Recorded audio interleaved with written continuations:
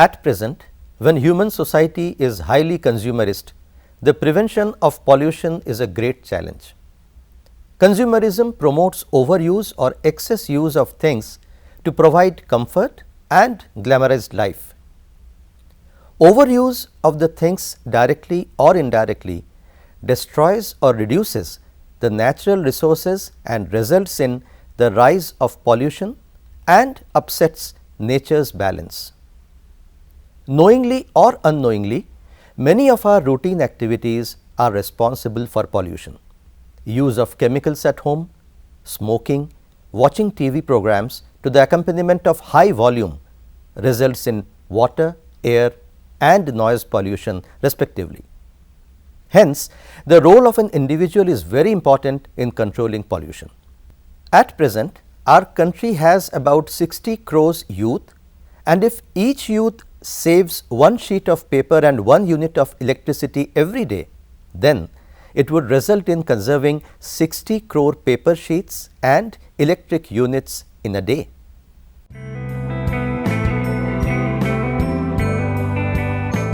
The problem of air pollution is most severe among all types of pollution because human beings inhale about 20 to 22 kg air in 24 hours. This amount is greater than water taken in 24 hours or the food that is eaten. Air pollution probably started when man discovered fire. At present, air is being continuously polluted by automobiles, industries, thermal power plants, atomic work and modern agricultural practices. It is estimated that on an average, vehicles are responsible for about 55% air pollution. Contribution from other sources are power plants 17%, industries 15%, agricultural practices 7% and other activities 4% only. Increasing human population and decreasing forest cover are making the problem more acute. Air pollution is creating an imbalance in the quality of air and thus adversely affecting living organisms. Efforts are being made at all levels to control air pollution. There are several rules, regulations and acts regarding industries, auto vehicles and atomic work to check air pollution. Many of the individual efforts, if followed properly, can reduce the problem to a great extent. Youth use motorbikes and other auto vehicles to go to school, college and coaching classes. Auto exhaust is mostly responsible for air pollution. Driving at a steady speed, proper maintenance of vehicles, maintaining proper air pressure in the tires and the use of good quality fuel and oil can reduce air pollution. Use of bicycles and public transport and walking short distances can also help a lot in reducing air pollution. Burning garbage in open places creates a lot of air pollution. Instead of burning the garbage, biodegradable waste should be separated from non-degradable waste. Biodegradable matter can be used in preparing compost and vermin compost. Therefore, non-degradable items should be handed over to the persons who reuse or recycle them. Trees are mute sufferers of air pollution as they absorb and accumulate large amount of air pollutants on their foliar and bark surfaces. So, saving trees definitely reduces air pollution and trees indirectly can be saved by reducing the use of paper and paper products. Paper is manufactured from pulp prepared from wood obtained from trees. Using both sides of papers as well as photocopying on both sides can save a lot of paper. Reuse of envelopes and computer papers which are blank on one side and avoiding the use of greeting cards, paper napkins and toilet papers are also important in saving paper. Keeping books in good condition and donating them to friends is also important. Giving up the smoking habit completely will control indoor air pollution and will save trees as well. Curing of tobacco leaves used in bidis and cigarettes need wood obtained from trees. Also, trees should be saved from being cut and burnt during the celebrations of festivals like Holi.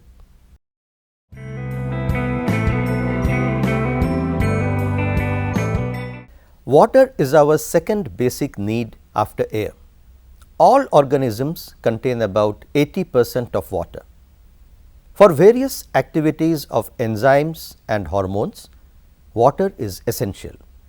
In plants, water is needed for absorption and distribution of nutrients along with growth, development, movement, reproduction and controlling temperature. Man uses water for drinking, bathing, washing, irrigating crops and for industrial work. In the human body, water enters by direct drinking as well as with the food consumed. A small amount of water is formed by oxidation of food also. Urine, stool and sweating are the ways by which water is removed from human body. In the body, every molecule of water is replaced in 13 days. So, pure and clean water is essential for organisms, but at present water is being continuously polluted by urban sewage, industrial effluents and agricultural waste. By all these sources, toxic, hazardous and radioactive chemicals are added to water, so that there is alteration in physical, chemical and biological properties of water which is harmful for organisms. In our country, 80% of water pollution is due to urban and rural sewage. Though the Water Prevention and Control of Pollution Act 1974 and the Environment Protection Act 1986 exist, but still the problem of water pollution is increasing day by day. As water is associated with many of our routine daily activities, many individual efforts can control water pollution to some extent. Reducing water pollution is need of the hour. By avoiding or reducing the use of chemicals like detergent, toilet cleaners and insecticides, water pollution can be checked. We should not immerse oil painted idols made of plaster of Paris in water reservoirs. Paint on the idols contains heavy metals that pollute water. Prevention of leakages of pipes in water supply and drainage line are an important step in checking water pollution. Water coming from many of the household activities, when mixed with already polluted water, increases the volume of polluted water. So, saving of water in household activities indirectly reduces water pollution. Reducing the flow of tap water while brushing and shaving, and using a bucket and mug for bathing conserve many liters of water every day. Water used for washing clothes, vegetables and utensils can be used in toilets and garden. Washing of floor and vehicles with running water wastes many liters of water, so it is advisable to mop the floors and reuse water spray bottles to clean vehicles.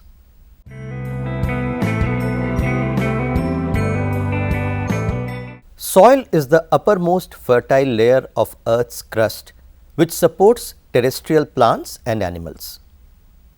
Like air and water, soil also gets polluted. Soil pollution can be defined as the addition of substances to the soil which adversely affects physical, chemical and biological properties of soil and reduces its productivity. Like water, soil is also polluted by sewage, industrial discharge and waste of modern agricultural methods. The process of soil formation is very slow. Therefore, soil may be considered as non-renewable source. This makes the soil pollution problem more acute. Fertile soil is not only our national heritage, but is respected by us as our mother, and we address the earth as Dharti Ma in Hindi. In Hinduism and other religions, there are many occasions and festivals when soil is worshipped. Life on earth depends directly on the living soil. Without living or fertile soil and the microbial fauna that inhabit it, food would not grow, dead things would not decay, and nutrients would not be recycled. Yet, the soil is being stripped away, rendered sterile and contaminated with toxic chemicals at a rate that cannot be sustained. Use of green manures, compost and vermicompost can reduce soil pollution. To control pests, traditional pest control methods should be applied. Use of resistant varieties of crops should be preferred. Plastic items also pollute the soil because many chemicals are released from them and reach the soil.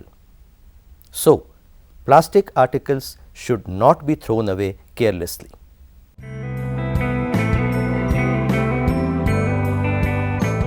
Noise pollution is a byproduct of modern civilization and it is a new enemy for human health. Crowded towns, cities and metro cities, mechanized means of transport, new devices of recreation and entertainment are polluting the atmosphere with their continuous noise.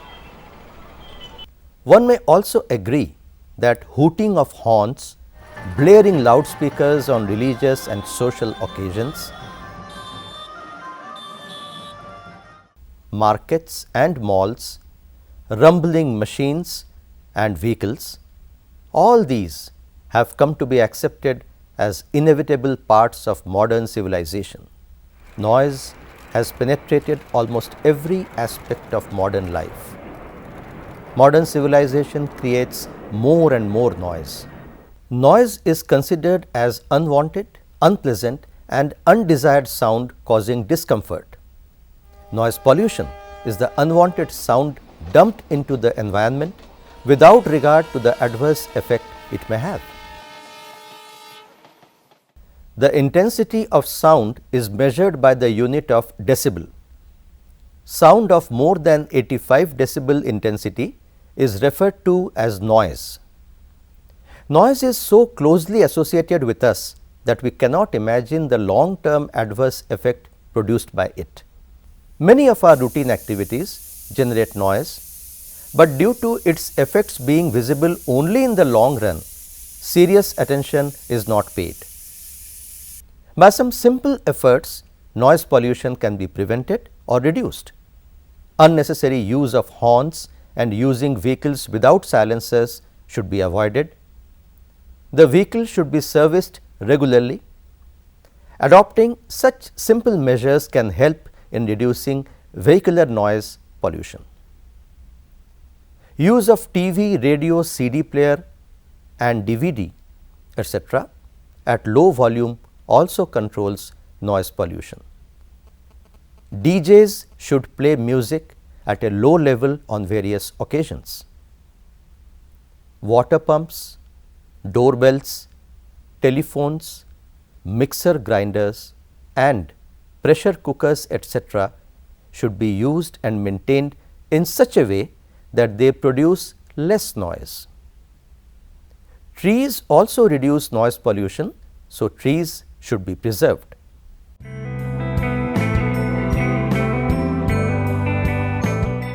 Global warming is the result of increased greenhouse effect.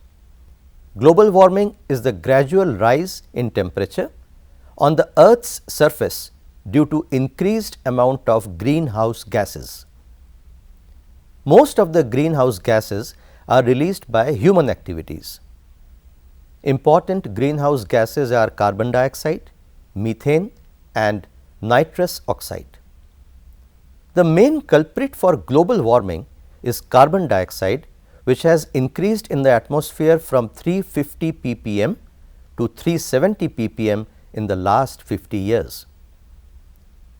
Carbon dioxide is transparent in sunlight, but not to heat radiations. So, carbon dioxide traps and re-emits heat, causing warming of atmosphere. Industries, automobiles, thermal power stations, forest fires and burning of firewood are the main sources releasing carbon dioxide in the atmosphere. Global warming will cause rise in temperature, and rise in temperature will result in melting of glaciers. Melting glaciers will raise the sea level and whole coastal area will be adversely affected. It is also estimated that agricultural production will be reduced and deserts will increase. Migration of flora and fauna will occur, and due to this many species may disappear. Wind velocity and rainfall pattern will also change. So, global warming is very dangerous and it is a global warning to save the earth. Global warming is global environmental problem, so at international levels efforts are being made to reduce the emission of carbon dioxide, but we can also adopt some simple efforts to reduce global warming. Use of bicycle and public transport, reducing the use of paper and wood, and preserving trees are few simple steps in reducing global warming. Many of our small efforts for saving electricity, like switching off fans and light when not required, keeping the bulbs, tube lights and fridge coil dust free, use of compact fluorescent lamp, that is CFL, and light emitting diode, that is LED bulbs, can minimize the problem. We should also avoid keeping TV, PC and other electronic equipment on standby mode to minimize this problem.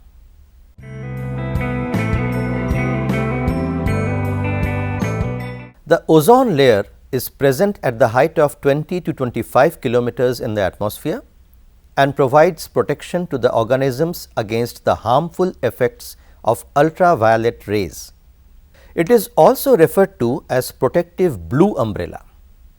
Ozone is highly reactive pale blue gas with penetrating chlorine-like odors.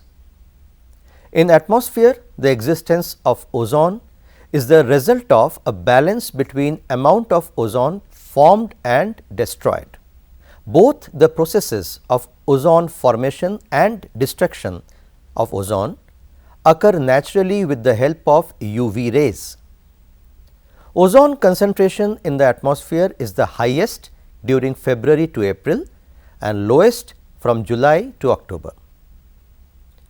Reduction in the concentration or amount of ozone was first reported over Antarctica by Foreman in the year 1985.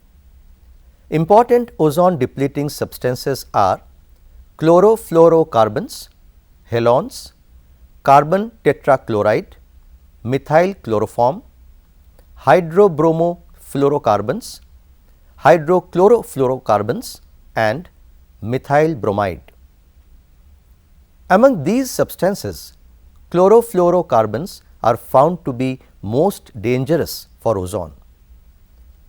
Chlorofluorocarbons are used in refrigerators, air conditioners and foam industries. Reduction in the amount of ozone will increase sunburn, skin cancer, snow blindness and cataracts by adversely affecting the immune system in human beings. Depletion in ozone can also decrease yield of some vegetables like peas, beans and cabbages. Phytoplankton, zooplankton, larvae of animals and young fishes are found to be adversely affected by UV rays. The Montreal Protocol was a foundation stone of international efforts for saving the ozone. Here 46 countries participated and all agreed to reduce the use of chlorofluorocarbons. At personal level, avoiding or reducing the use of items having CFCs like hairspray, room fresheners and perfumes can help in ozone protection. Growing plants around the house and painting the terrace lowers the temperature and reduces the demand for air conditioning. Thus, through this program, we have brought to you the adverse effects of air, water, soil and noise pollution, and also the damage to the environment, ecosystem and human physiology that is being caused due to the destruction of the ozone layers. As we have seen, all this can be significantly reduced, if not totally eliminated, by some small efforts which all of us can take individually.